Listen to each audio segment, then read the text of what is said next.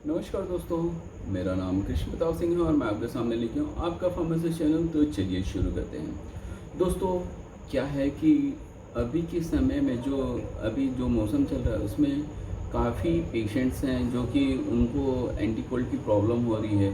Anti cold means जैसे कि यह भी टेम्परेचर क्या होता है कि एकदम से धूप हो रहा है और कभी बारिश हो रही है, धूल मिट्टी हो रही है, क्योंकि ये जो हमारी नालियाँ हैं, रोड के पास नालियाँ हैं, वो क्या हो रहा है कि बारिश के कारण उसमें पानी भरने की वजह से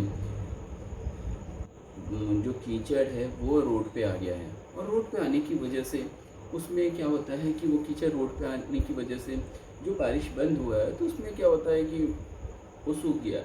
सूखने की वजह से जब भी वो डस्ट हो गया मतलब धूल बन गया है, जब भी बाइक्स या बाइक वगैरह या ऐसी गाड़ियाँ चलती हैं तो उसमें से धूल उड़ता है। और धूल क्या होता है कि अपने आँखों में जाता है। उस अपने आँखों में जाने की वजह से हमें आँखों में भी इन्फेक्शन हो रहा है। किसी को डस्ट एलर्जी होती है, उनको ज़्यादातर छींकें आनी शुरू हो जाती हैं।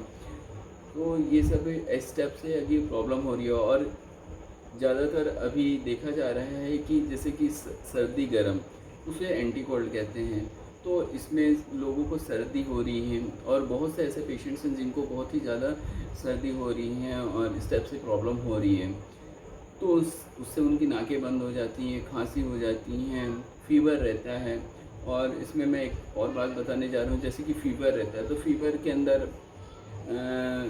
कभी टेम्परेचर ज़्यादा रहता है, कभी ये कम रहता है। तो इसमें क्या होता है कि ज़्यादातर इनका रोल जो रहता है वो सब ये टेम्परेचर की वजह से रहता है। और सेकंड ऑफ ऑल मैं बताने जा रहा हूँ कि जिसमें जैसे खांसी रहता है तो किसी को ड्राई कफ रहता है और किसी को ये ड्राई कफ मतलब ये सूखी खांसी और जो एक्सपेक्टोरेंट वाली जिसे गीली खांसी कहते हैं। तो गीली खांसी के लिए जैसे कि बेस्ट अभी जो सायरप है, तो आप जो भी सायरप आप मार्केट से ख़रीदें तो उसमें ये चीज़ का आप ध्यान रखें कि हमें कौन सी सायरप लेनी है।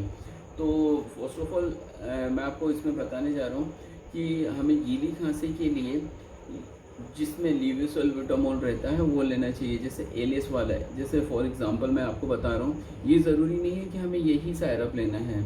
हमें एस्कोरिल एलएस ले सकते हैं, आस्ताकाइंड एलएस ले सकते हैं, या कोई भी एलएस वाला कॉम्बिनेशन।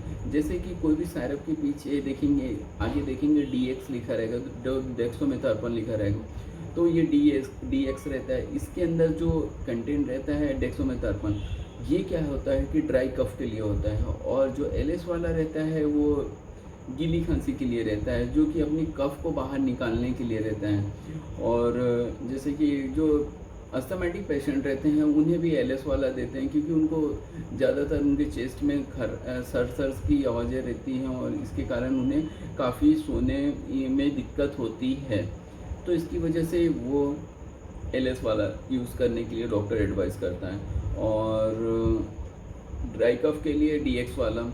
और इसमें ज़्यादातर हमें ये ध्यान रखना है कि हमें कौन सी सायरप लेना है। जैसे कि डायबिटिक पेशेंट रहते हैं तो उनके लिए शुगर फ्री ही लें तो बेटर रहेगा, क्योंकि शुगर फ्री की भी क्या रहता है कि इसमें सायरप में शुगर मिक्स रहता है, तो इसके कारण उन्हें जैसे शुगर बढ़ने की भी संभावना बहुत ही ज़्यादा रहती है। क्योंकि क्या होता है कि कभी कभी हम एंटी कोल्ड की टैबलेट खा रहे हैं या खांसी के लिए हम अपना ट्रीटमेंट करवा रहे हैं, बट हमारा शुगर लेवल बढ़ रहा है, तो उसकी वजह से हम दूसरी भी प्रॉब्लम ना हो, इसके कारण जो डॉक्टर एडवाइस करता है जैसे कि हम पहले उसे बता दें डॉक्टर को कि किस तरीके से उसमें उसे प्रॉब्लम हो रही है। और वो डायबिटिक पेशेंट है तो पहले वो बता दें डॉक्टर को कि हम डायबिटिक पेशेंट है, तो हमें सर दवाइयाँ जो सायरप लिखें वो शुगर फ्री लिखें, तो वो डॉक्टर शुगर फ्री लिखता है। और जैसे कि उसमें मल्टीविटामिन भी आती हैं, तो मल्टीविटामिन में भी सायरप में शुगर फ्री लिखते हैं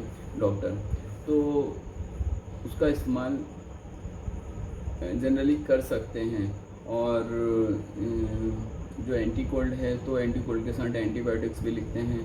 तो जो दवाइयों का डोज दिया जाता है, जैसे कि 5 डेज़ दिया जाता है, 7 डेज़ दिया जाता है, 3 डेज़ दिया जाता है, तो प्रॉपर्ली तरीके से दवाइयाँ खाएं। क्योंकि मौसम बहुत ही ख़राब है और इसमें प्रॉब्लम हम 2 दिन, जैसे डॉक्टर 3 दिन की दवाइयाँ लिखता है तो हम उसे 1 दिन की ले लेते हैं या 2 दिन की ले लें। डॉक्टर 5 दिन की लिखता है दवाइयाँ, कुछ समझ के डॉक्टर लिखता है कि 5 डेज़ की लेनी है तो उसे हम 3 डेज़ की ले लेते हैं या 2 डेज़ की लेते हैं। 7 डेज़ वाली दवाइयाँ हम 4 डेज़ की, 3 डेज़ की लेते हैं। हम प्रॉपर्ली तरीके से अपना ट्रीटमेंट नहीं ले पाते हैं। तो हमें क्या करना है कि उसका ट्रीटमेंट प्रॉपर्ली तरीके से लेना है, क्योंकि उसमें जो डॉक्टर एडवाइस कर रहा है कि हमें आपको 5 दिन की ही दवाइयाँ लेनी पड़ेगी, तो डॉक्टर कुछ समझ के ही बोलता है। तो इसमें हमें पूरा डोज लेना ज़रूरी है, क्योंकि हम सोचते हैं कि हम थोड़े से पैसे बचा लें, बट इसके कारण हमें कहीं और दूसरी प्रॉब्लम हो जाए, जैसे कि हमें एडमिशन की नौबत ना आ जाए। तो इसमें क्या होता है कि धीरे धीरे बीमारियाँ बढ़ती जाती है और हमें एडमिट होने तक की नौबत आ जाती है। तो जैसा भी अगर डॉक्टर एडवाइस करते हैं तो उसके हिसाब से हमें दवाइयाँ लेनी चाहिए। और दोस्तों, आज के लिए बस इतना ही। और अपने शरीर का ध्यान रखें, अपना ख्याल रखें। मेरा वीडियो पसंद आए तो शेयर, लाइक, सब्सक्राइब ज़रूर करें। Thank you for watching. आपका फार्मासिस्ट।